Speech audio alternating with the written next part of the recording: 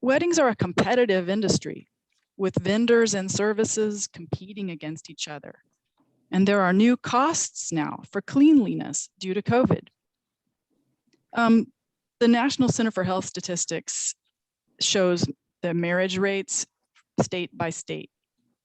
And Nevada has the highest, of course, marriage rate in the United States with 25.9 marriages per 1,000 residents. Hawaii is way up there too, 14.2 marriages per 1,000. Oregon has an average marriage rate of 6%. What is this industry? It's a fragmented, competitive market with a low profit margin. It is expected to have a good year, though, in 2021 compared to 2020. You've got all these segments that are very fragmenting in this industry. Wedding planners, ceremonies, receptions, travel, food. It's a high revenue industry, but low profit margin. What else can we think of when we think of this? There's key trends. Shifting social norms are lessening people's willingness to commit to marriage. Many couples still seek to cut wedding costs where they can. Do-it-yourself weddings are a trend that have siphoned demand for industry services. Many weddings have been postponed due to the COVID. Couples will become more likely to hire industry operators over the next 5 years. The influx of small businesses is expected to persist over the next 5 years. And despite rising wedding budgets, which translated to higher revenue, heightened competition has hindered revenue per operator. Here's the things people spend money on: photography. And I want you to be thinking about yourself as a very small business. Are you sitting on a venue? Do some catering, got a cool car. You can do some alterations or sewing, someone who plays music. You can do makeovers. This is where our head is at the chamber today, thinking about you all out there. Maybe you do something that feeds into that industry. So here are some basic facts about what wedding planners are up against and what their impacts are, and like how you'll have to jockey for position. The industry segment that has the highest profit is venues, and venues because they have to charge money whether there's 10 people in there or 20 people or 30 people or 300 people. Wages are an expense. So if they have to pay photographers, coordinators, or other service segments, they're going to be looking to save costs there too. And there's expected to be weekday weddings now, when you're going to have to compete with school buses and traffic and all kinds of other things. So that'll be an impact for the wedding planners and caterers and everybody. So can that be greased? Can that be made more easy? And how can someone make money doing that? Also, just all the little things people have to buy: food, beverages, flowers, gowns. That's a huge expense for someone coordinating a wedding. And how can they save on that? And if you're a small business, how can you position yourself to compete there on price? Now, motivations and impacts to consumers. Everybody had to postpone stuff. So consumers are really keen to do something in 2021. They've been cooped up all year, and they want to do some big stuff. If their economic situation is bad, then they're going to want to trim their budget and do things in a DIY, do-it-yourself kind of mode. After coronavirus ends, consumer confidence is expected to grow rapidly. It is growing rapidly. And that is when people take on non-essential expenditures like wedding-related expenses. Okay, so the age breakdown for weddings, of course, it's mostly 25 to 34. And then there's a significant higher,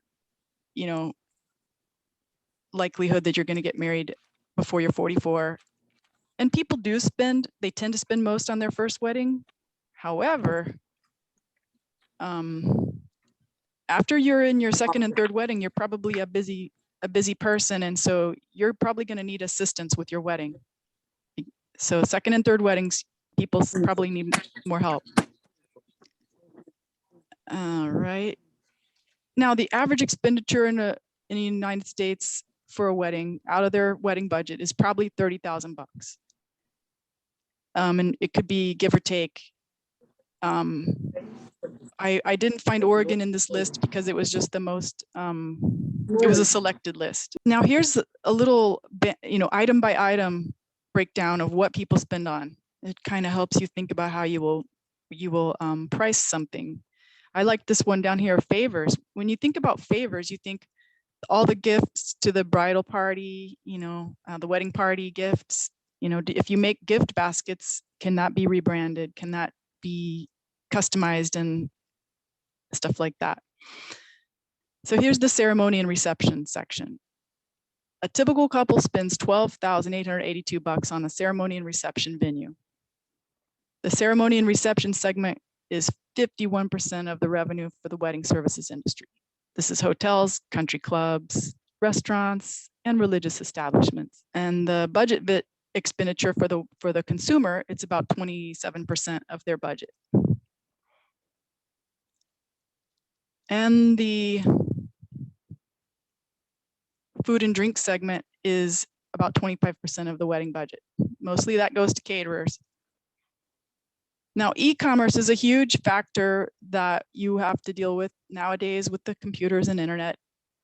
I'm not going to click on this link, but there's a smartmeetings.com magazine about how it's an article about how venues are using sharing economy apps so that scheduling can be done really well. That's worth a look. And also, it's a cash-based, cash is king in this industry. And if you have your PayPal, your Zelle, your Venmo, if you have all those how to pay tools, that's going to make your life easier. Also, the big thing I'm noticing is preferred venues. If you go to a catering site or a venue site or a whatever site, they might have preferred venues, they might have preferred vendors.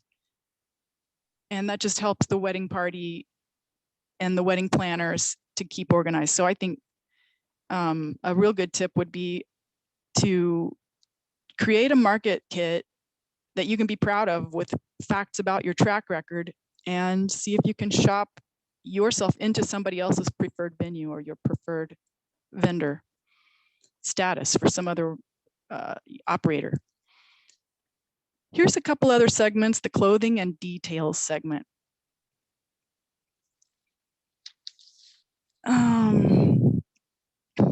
The attire and accessories segment is about, it's not as much. You'd think the gowns and all the clothing would be pretty high, but it's really competitive because there's a lot of online ways to buy clothing.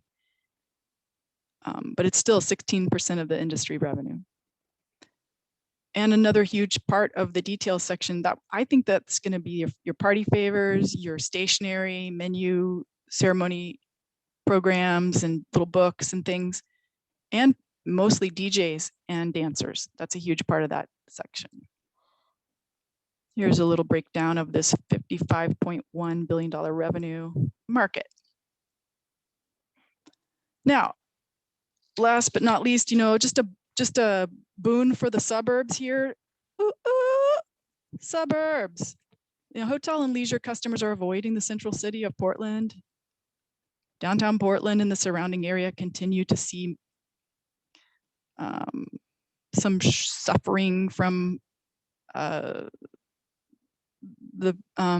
trials that they've experienced in Portland over the past year. Hotels are only at 0.25% occupancy, and there's still a lot of trepidation about whether that downtown is safe. Upon arrival, seeing the tents lined up on the sidewalk next to the hotel, we were shocked and did not feel comfortable getting out of a car. That's a quote from a customer to a hotel, the Society Hotel co-owner, and this was in the Portland Business Journal this month.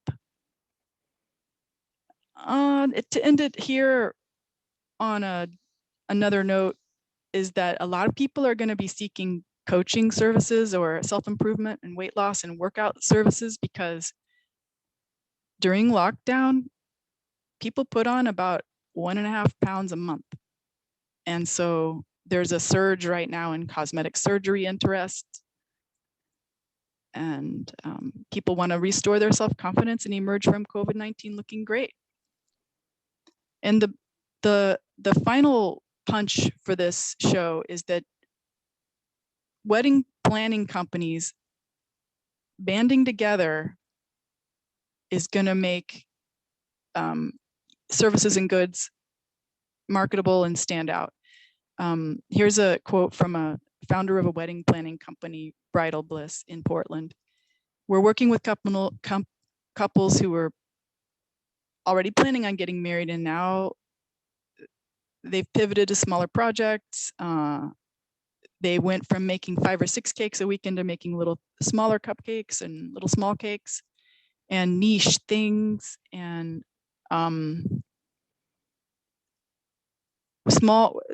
the end punch here is small local vendors band together to support each other. Every business will be changed after the pandemic. So I hope that gives us something to talk about if we want to keep talking about weddings or whatever you want to talk about in market research. And I'm open it for questions. Thank you, Jill. This is a lot of information. I imagine that we can implement a lot of this information into our business plan, especially if we're thinking of updating our business plan to provide a new target market. How do you see us implementing this information? I know that earlier you put together a huge list of contact information for some of these businesses. That's a great idea. Why don't I share that? Yeah, thank you. This is a list I've made from Reference USA. Reference USA is a database we have at the library, wccls.org.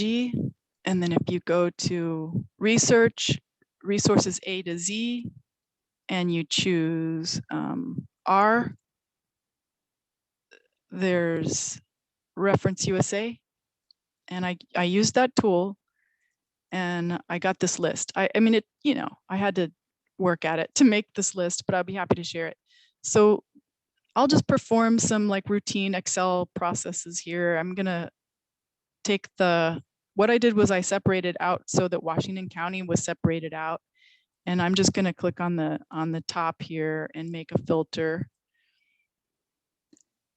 And then I'm just gonna go in here and I'm just gonna select the SIC code description of what it is that I want to look at. Like maybe I want to find venues. All these venues are the kind of venues that are in here. There's wineries, tasting rooms, rec centers, picnic grounds, parks, party planning services, outdoor sports locations. I thought, there's probably some athletic kind of people who might have a fun time getting married at some kind of athletic event type place, like a tennis court or a zip line place. That would be fun. I don't know why lottery agents came in. That's interesting. That's probably a weird, anyway. There's lakes and ponds. There's churches, of course, bed and breakfasts, ballrooms. So that's what you could unselect it all, and just you can look at bed and breakfasts and fishing lakes and picnic grounds. Oh, right. Yeah, I'm just showing you just the fun part here. So then you could call Horning's Hideout or Quimby's Pond, Black Walnut Inn. That's a bed and breakfast in Dundee. So that's kind of fun. I'll unfilter this. And then, if you banded together with some of these venues, there might be some way to say, hey, I do landscape art decoration for weddings, or I do last minute alterations, or I do last minute makeovers or something, you know, if you want to do or plan to be linked up with one of these caterers. That's the other side here, is this link here. I mean tab, this sheet called caterers. I could do a filter there and just maybe find caterers that are around me in my zip code. Let's do a sort filter by zip codes, and then pick out some zip codes. See if there's something about proximity that's helpful. And there's people's names and there's phone numbers. You know, if you were in Reference USA, I could do a search in Reference USA, and then when I ask it to download, I could tell it that I want to download email addresses. I don't know why I didn't do that. I'm sorry I didn't do that. But you can definitely do your own search in Reference USA. You don't choose all these other things. It's tempting, but just keep it simple. Choose the keyword and the whatever geography you want. Like maybe you want to do a metro area. That's what I did. I did a metro area. I did Portland Metro. And this is free if you have a library card. Now, instead of 9,000 for the whole state of Oregon, update count 50 bed and breakfasts. I'm sure there's more than that, but well, that's what they think. They think there's 50 bed and breakfasts. Let's view the results. There we go. Here's the list. And then what you do is you highlight those, then you go over here and click download. And then you can do custom. And the default includes all these things. I don't know why it includes record type. I don't like record type. Who cares? Get rid of that. And then you have to choose. I think you should choose phone number. This is awesome, Jill. I think it's kind of rare to have email. And so because they can't keep that updated. So there occasionally is email. I wouldn't get my hopes up real high for this thing. I think you should use this in tandem with Google. Honestly, get your skin in the game and check the web before you make a lot of. This is a really great resource, Jill, for anybody that is looking for a market research report for adding a little more information to your business plan. It's also, of course, when you're thinking about implementing a new marketing campaign and you want to reach out a specific demographic, contacting Jill Adams at the library is a great idea. She can walk you through all of this and show you how you can find that information, that data that you're looking for. So then I just kind of messed with it a little bit and made it look pretty and made filters and stuff like that. But yeah, I mean, anyone here at the library, not just me, but Jill Adams for sure. That's my name. I'm super happy to talk about doing market research. I actually went to Portland State University and kind of just put my back up against the building and hooked up to the campus Wi-Fi and downloaded some information from Statista and from IBIS World to make a lot of this chart. I mean, a lot of this PowerPoint. And I used Oregonian, which is furnished by the Multnomah County Library.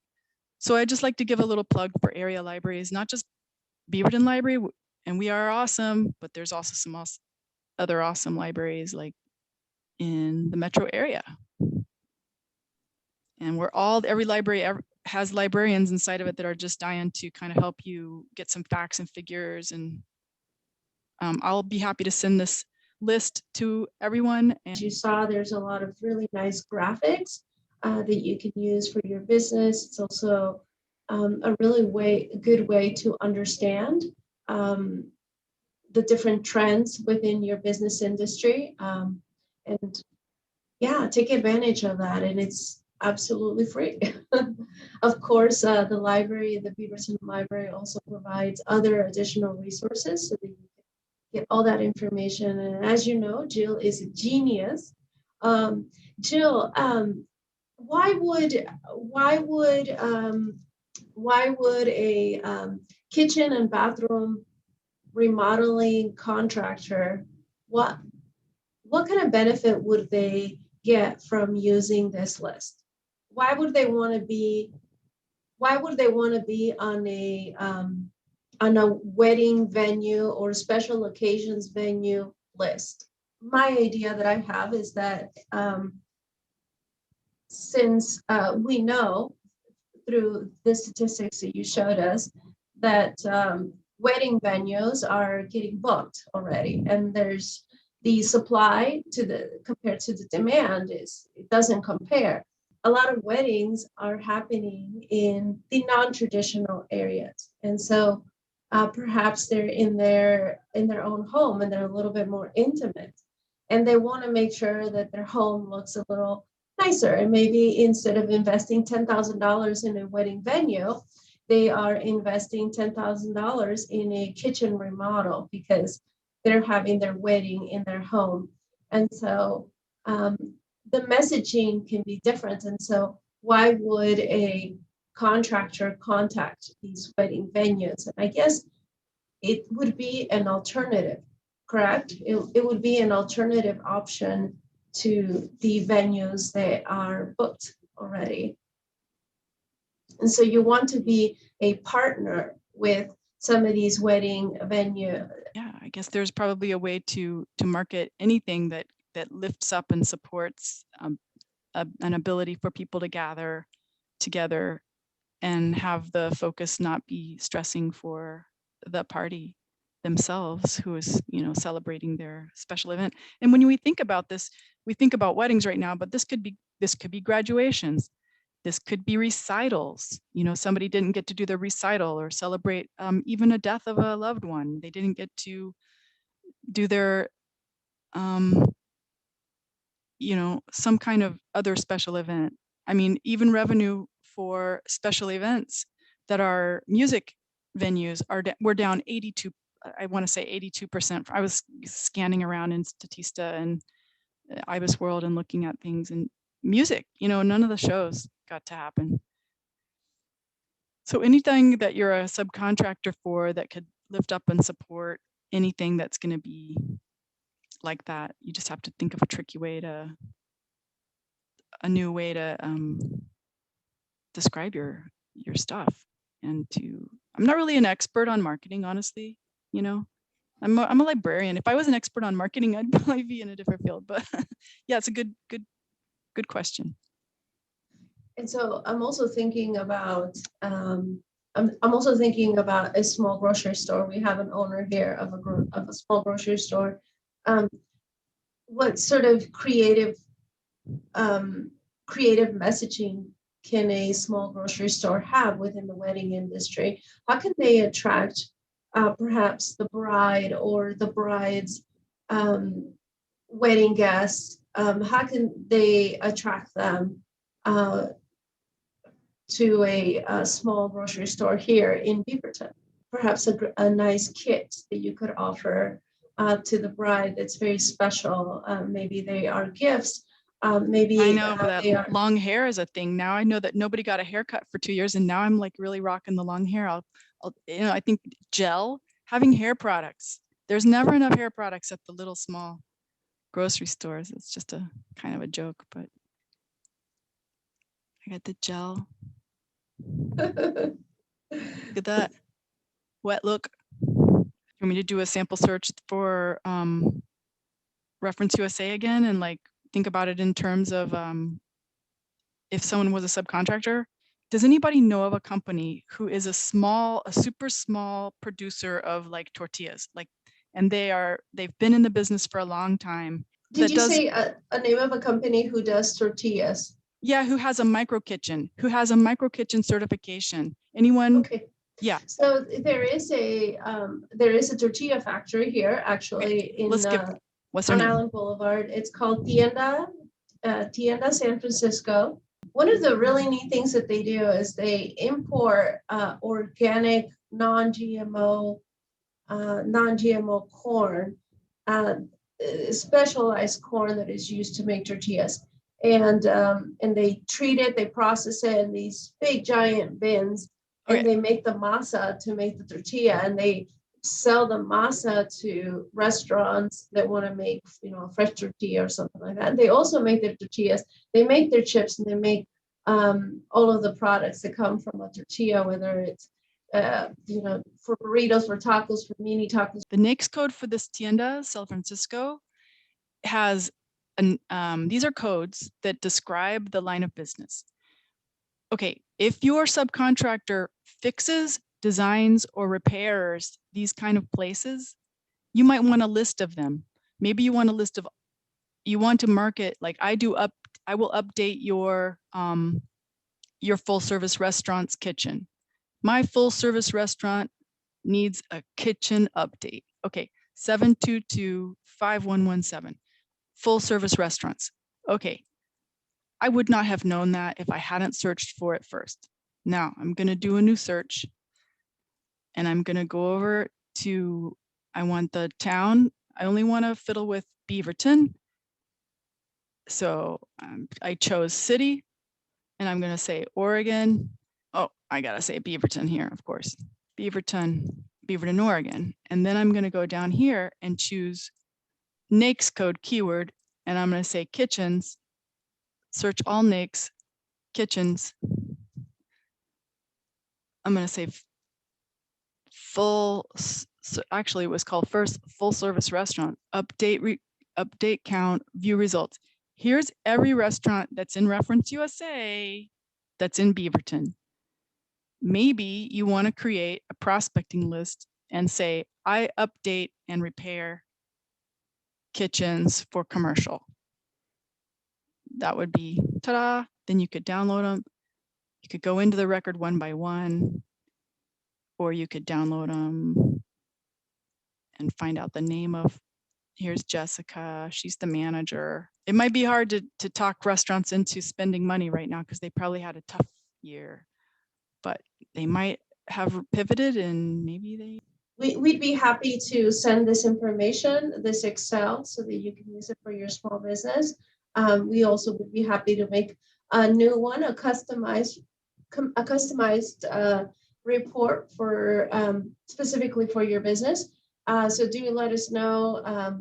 We'll make sure that Jill's information is in the chat box, so you can connect with her and not miss out on this really awesome opportunity to get to know a little bit more about your business. I just wanted to mention something that's very, very important. This Friday, in just a few days, the Washington County will be going up to high risk. That means a lot of things, but for some businesses, it doesn't really mean that there's going to be any changes. And so one of the changes, so we have printed this for you. I don't know if you can see it, but you know what? I'm going to share it. So this is where it's at. And so it's a sector risk level guidance chart through the health authority. And if you go to the very bottom, if you are a personal service, they are all allowed. So they're allowed to stay open. It doesn't look like there are any restrictions. Long-term care, it's saying here that if you're at high risk is this one right here. So if you go back here, this is high risk, and that's where we're going to be moving to. Eating and drinking establishments, indoor dining allowed, and it gives you all the information. You got to close by 11 p.m. There's some more information in here.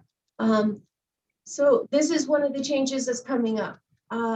There are a couple other changes. I'm not sure if you guys are following us on Impact Beaverton, but if you're not, in the last couple of days, I have posted a lot of information about new upcoming grants that are going to be made available. You don't want to take it. You don't want to miss out. There is the new EIDL effective yesterday. You can start applying the $10,000 grant for your small business. If your small business was affected by COVID-19, there's some additional information on the new PPP loan. There is some information about specifically for restaurants and food industry. You want to check your emails. If my emails are going to your spam, just go to your spam and just type emma@beaverton.org, and you should be able to find that information. It's really important. You do want to prepare for some of these grants that are coming. And also this, if you do want a copy, you can always stop by the office, the Beaverton Chamber of Commerce, and you can pick up a copy to understand a little bit more. If you're wondering where all that $1.3 trillion is going to, this is another really awesome. I recently shared the link to this guide, and it lets you know sort of where the money is going to be allocated and how it's going to be allocated. You can see here, this is how the money, the $1.85 trillion will be spent. This is sort of how a report through Statista, or is this IBIS World? This is one of the free reports that Jill was able to pull from IBIS World through PSU, sitting in your car and accessing the PSU database. I wasn't even, I was outside under the tree. That's how close you have to get. Yeah, really awesome. But it gives you an executive summary on what's happening within the industry. And you can just choose, you can choose any industry. You can request any report that you'd like. And so it gives you all these really nice graphs that you can use for your business plan, especially if you're wanting to add a little more information and get to know your target market. We are part of the recovery team, and so we want to make sure that you feel confident that you can contact us for any help that you need for your business, or if you just need guidance on how to understand and implement some of this information, do let us know. So if you have a legal like a lease review, or you need a contract for your business, we can refer you. So let us know if you need that referral. We are going to continue to expand our support with other partners, just like the Small Business Legal Clinic and the SBA and the Beaverton City Library. So let us know what you need and how we can support you. We're here for you. And thank you for being here, Jill. It's always such a pleasure and honor to work with you. And we do hope that our businesses here in Beaverton can access the resources and the wonderful consulting that you do at the library. We thank you for all your time and all the amazing research that you did. Thank you, Jessica, for joining us and assisting us so that we can all be in the same room together, and in a bilingual platform. Thank you so much, Jessica. You're awesome. Thank you, Gustavo. Well, thank you, everyone, and thank you for joining us, and we'll see you next Tuesday.